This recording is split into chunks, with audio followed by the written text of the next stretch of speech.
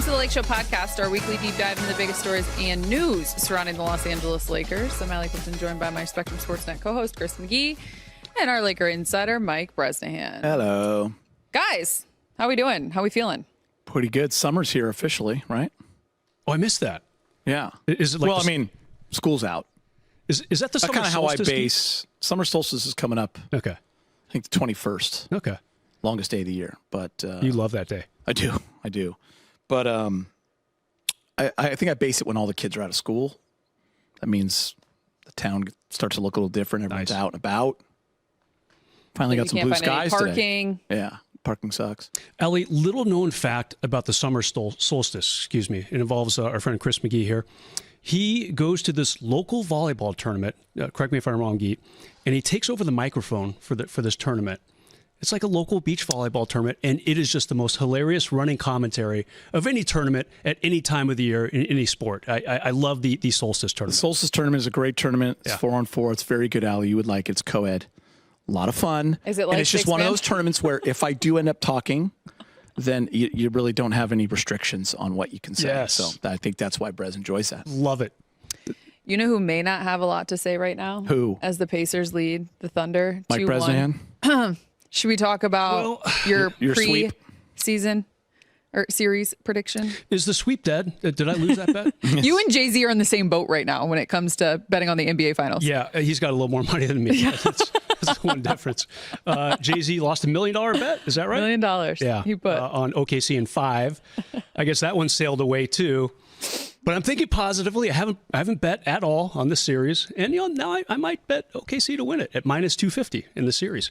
The cheap bet, Geet, is Shea to be the MVP. It's like minus 220. So you get a little discount there. If OKC wins this series, he will be the MVP. He's really the one guy there's guys that are being productive for them, but he is really carrying the load offensively. Yeah. They've been getting tight at the end of games. They've been getting real tight. Tell me about it. obviously it's the current thing that's going on in the NBA right now. So before we kind of tie in the Lakers to what we're seeing in the NBA Finals, what's impressed you most?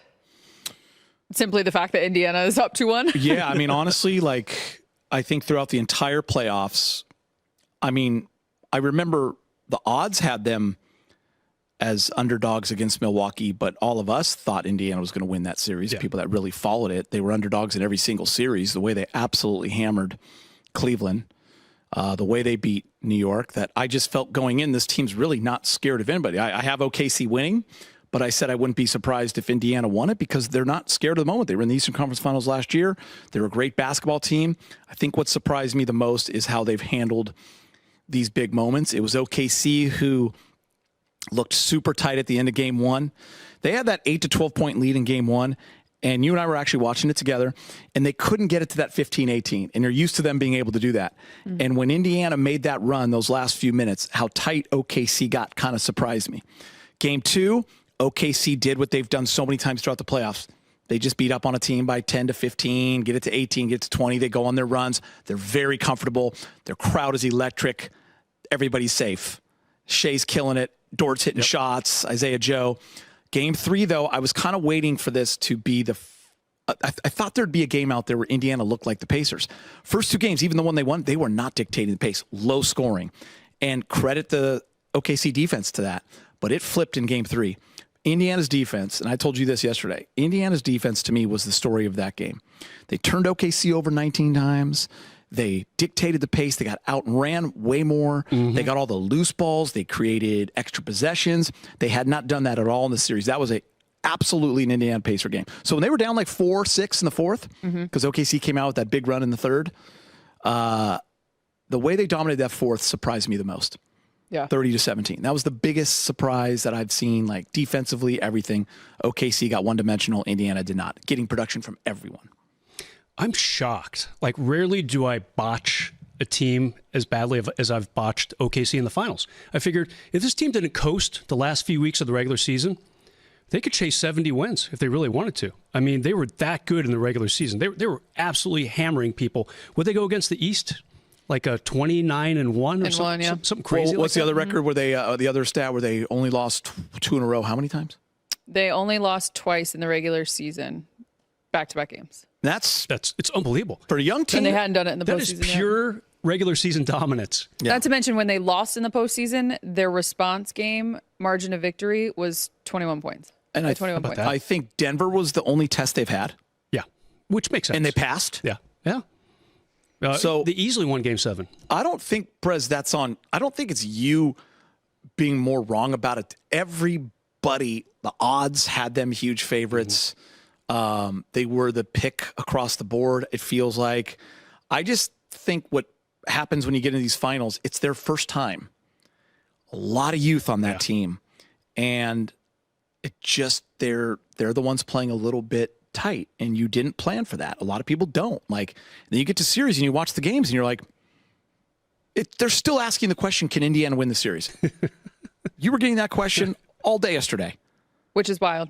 But to me, and I jumped in and said it because we were doing a show together. I was like, listen to this question we're getting. Do you guys think Indiana can win the series? Yes, they're up 2-1. Like, no, they're still not respecting them. And they still have 2 home games, potentially. Yeah, they're still not respecting them. It's crazy. People can't wrap their head around. If you put Knicks on their jersey or Lakers on their jersey or Celtics on their jersey and put that team out there, you'd think they could win the series because it says Pacers. Mm-hmm. So when obviously all teams go into the summer, I think we talked about this last week on the podcast, just in terms of this is the time right now where the other 28 teams are building their rosters, right? And trying to see, and you typically look at the last 2 teams standing, the NBA champion, what do they have? What does their team look like? What does it consist of? So as a Laker front office, right? A part of that, obviously we are not that. We don't get paid that kind of money, or a Laker fan, what are you looking at within these 2 teams? Because the series is far from over in terms of what you think the roster for the Lakers. I'll take a look at the Pacers first. Okay, yeah. Mine, you can't say Alex Caruso. I can't say Caruso. Give me Caruso. Okay. Or TJ McConnell. We've talked so much about what we love about OKC. Their length, their youth, their defense, the way they guard the perimeter. They could go double bigs. They can go small, all that. So we've talked a lot about that. I'll say when you look at the Pacer team, what I love about their recipe, and I thought this with the last 4, with the teams that were in the Final Four, they had an unbelievable mix of young, athletic talent with some vets. And that's where, our guy Richard Jefferson has said, that's what they're lacking a little bit, OKC, in the vet department, a little bit. Got Caruso. They call him uncle or grandpa? He's Unk. He's crazy. Yeah. I mean, is he even 30 yet? Indiana, a ton of youth, but Siakam led a team to a title. Yeah. Miles Turner, been around a long time. A couple guys on that bench. TJ McConnell's a vet now. So it's super interesting where you get, that to build. I think you need a ton of wings. Obviously, you need the young youth, the talent, but you need some vets in there. And by the way, it's not about superstars. I know everyone thinks it is. You don't need a team with 3 superstars. You don't. Mm-hmm. It's harder to build around it. Yeah, that model's out now, right? It just, I don't know. It's hard to. It doesn't win very often, Brez. Uh-huh. It's always been about the pieces around a couple of great. You do have to have a couple of great players. You asked the question last night too. Yeah. Is Halliburton even your superstar? I mean, I asked the question, Brez, is Halliburton your 1A or 1B? With Siakam. Yeah. And the answer we got was they're both 1B. They really the don't. The answer you got was, that's a great question from an NBA veteran, NBA champion. That made me feel good. But that they're both 1B. Obviously, Shea is the dude. Sure. And then Jalen Williams. And then Williams, but Williams is not a 1A. No. But if he plays like your second best player and he plays like a star, then that's when they're unbeatable, Brez. They just haven't had that yet consistently in this series from him. But they are built like Indiana as well, man. I mean, Chet, those guys are great players, but it's about the pieces. It's so weird because the Lakers had relatively late regular season wins against both these teams. The LeBron tip-in in Indy, and then that weird 2 games in 3 days in OKC. Not that OKC was really trying that hard necessarily, but they won one of them. Could have won the other 2, right? Bottom line for me when I watched the finals, Allie, to answer your question, 2 things pop out to me. Defensive guards, and not wings, guards. Caruso, Lou Dort. You look at a guy like Nesmith, who is just all over the court. I mean, I love his chops. Nembhard, who beat the Lakers a couple years ago on that crazy last-second shot.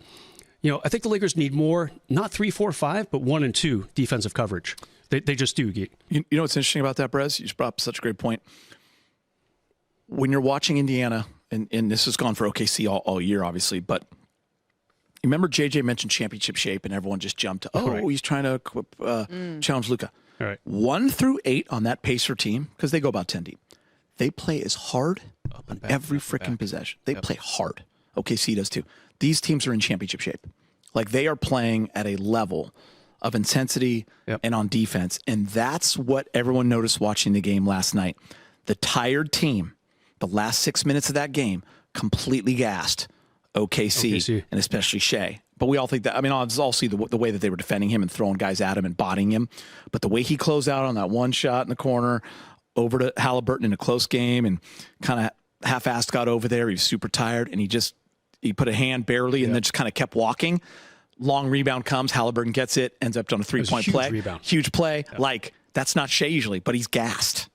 He's gassed. So you got to be like mentally, physically be able to get through the playoffs. That's what you're building for. It's hard to do. Yeah. It's 2 months into the playoffs. Yeah, right. I was mentioning this on our podcast today about how welcome to the superstar life.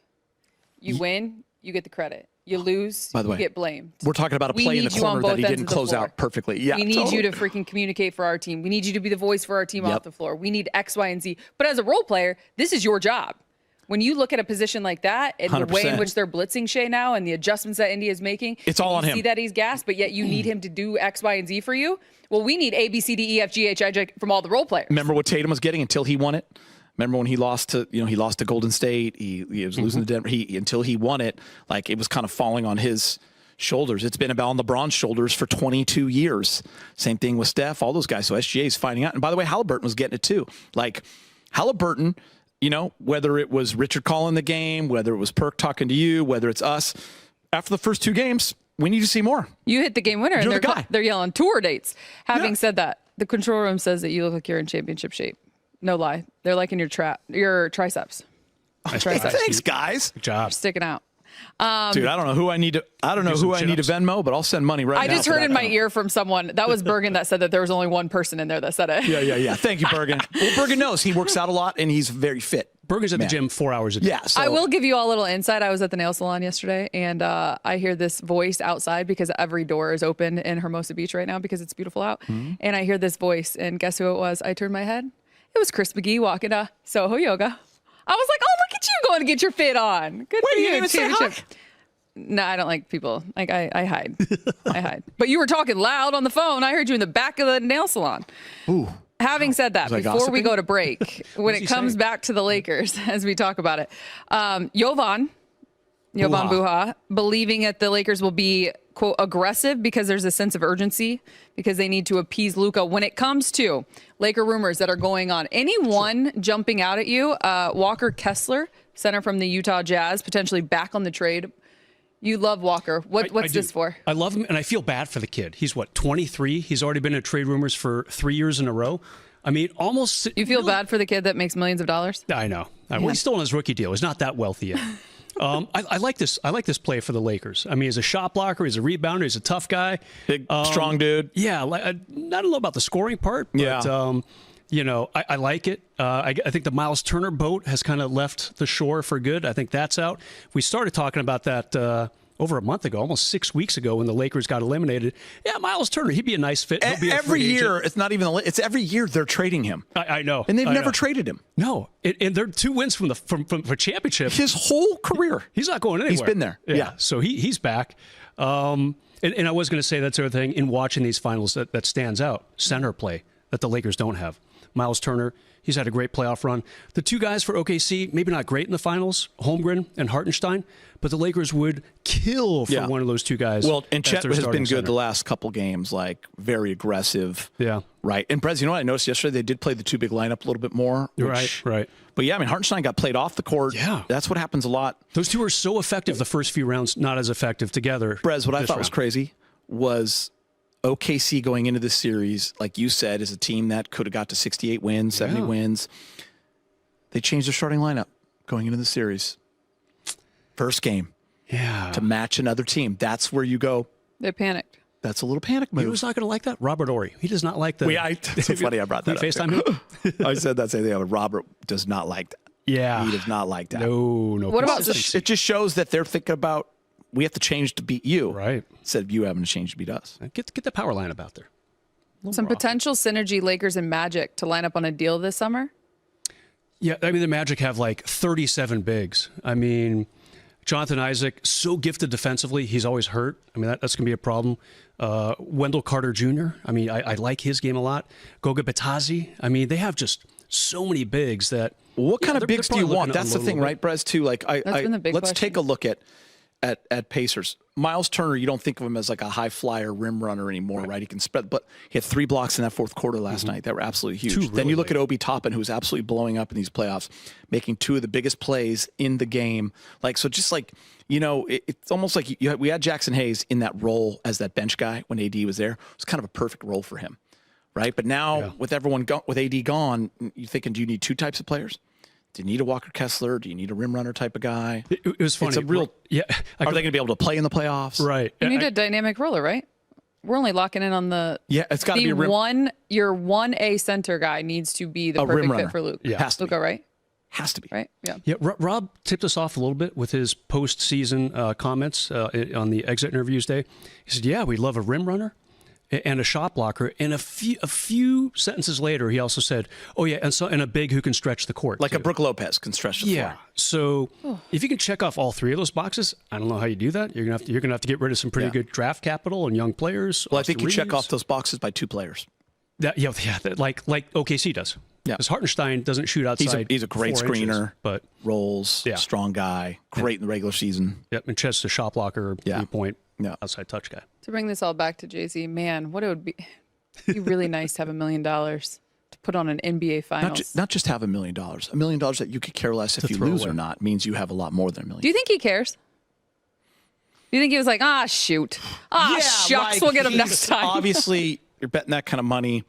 You're at a level he's at. There's a competitive gene in you, a competitive fire where you don't want to lose $1 million, but you're betting that money and it's public and everyone knows. And yeah, you're bummed, but you're on to the next. You're winning it back 5 days later somewhere else.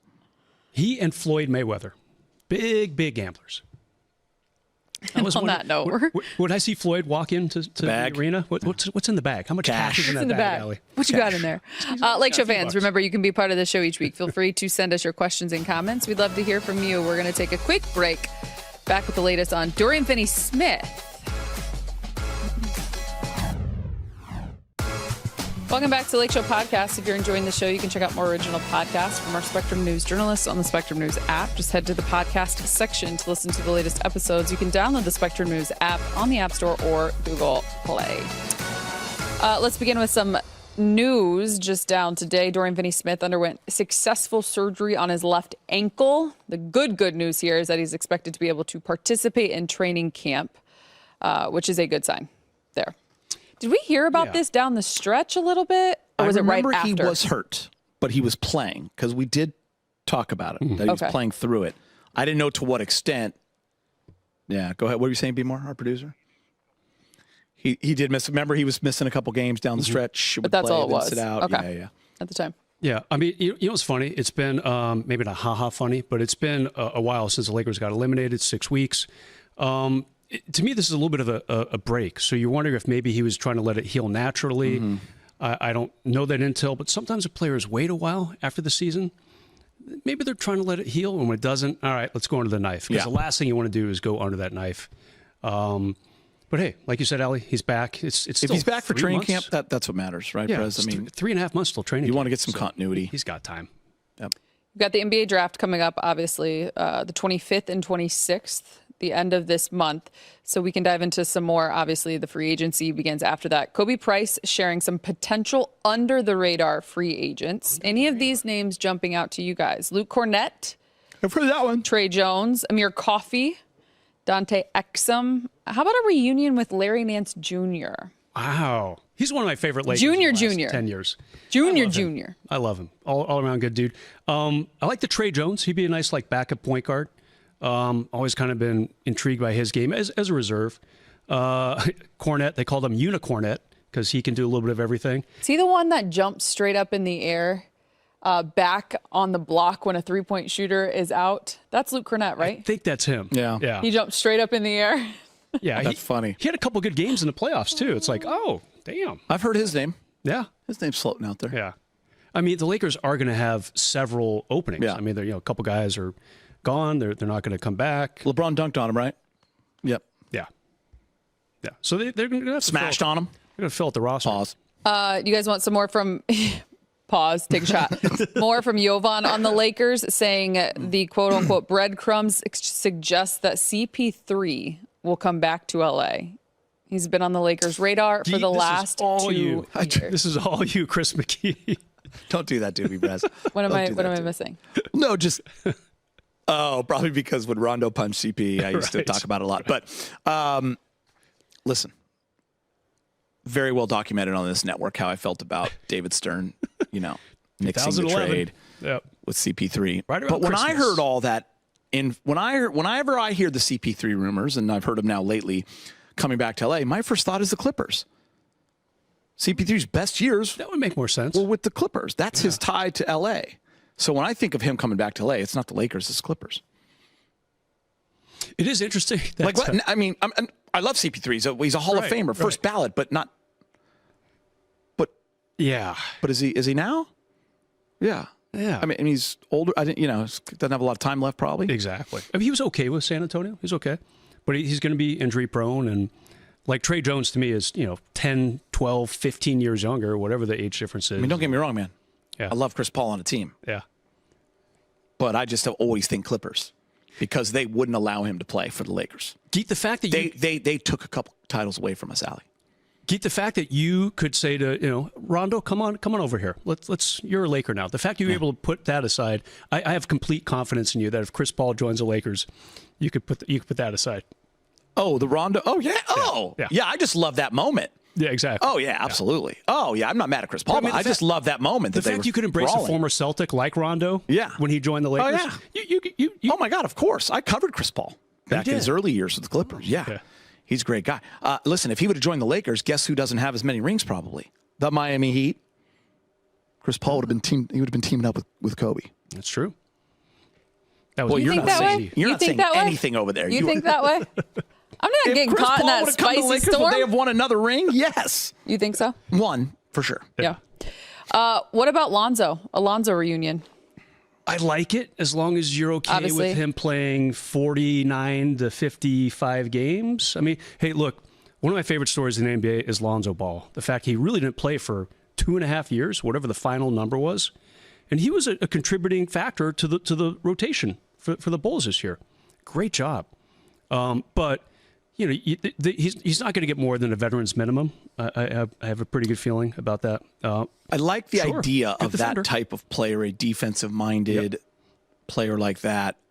Can you trust it? And that's my thing. From a health standpoint? Yeah, and that's the thing with Chris Paul. 100%. I'll say it about Kevin Durant when people are trading for KD, like he's getting up there. You know what I mean? Like there are risks that come with whether it's age or in history. We actually had this conversation, though, with Kevin Durant. Kevin Durant is 37, but he's still averaging 28 points per game. I don't care what team, as long as you put him he had a good year, on a actually. team that he is a monster. I'm just telling you this, though. You have to that's $60 million for the next 3 years. So you're going to lose other pieces that you need for him to be. Yeah, he's still Kevin Durant. He's still going to be I'm able not to get saying buckets. on the Lakers. Oh, no, I'm saying wherever he goes. Yeah. $60 million for 3. 28 points per game. Monster. Yeah. One of the You great can scorers of surround all him. time. Not He had a saying good year. Just saying there's risks. There's risks that come in. There were other issues outside of Kevin Durant, Director Bergen, that the Suns had. I think that's well documented. Yeah, they got some stuff going on. Lonzo played 35 games last season, by the way. So can't expect for too much from him. But great feel good story. Anything else on your guys' heart, mind, souls? When's the Solstice tournament? We're all going to come down and support you. Is it on the 21st?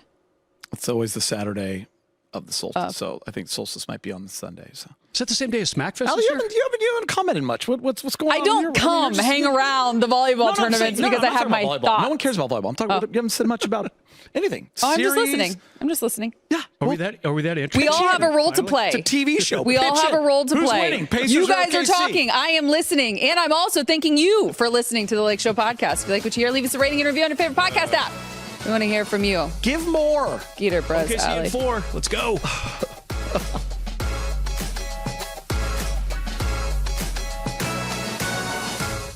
Did you know there's a new way to watch your favorite team, and it's available exclusively to Spectrum customers this season? You can watch Lakers games on Spectrum SportsNet Plus with the NBA app on us when you add internet and at least one mobile line. This offer is a slam dunk total value of $194.99. To learn more, head to spectrum.com/getlakers.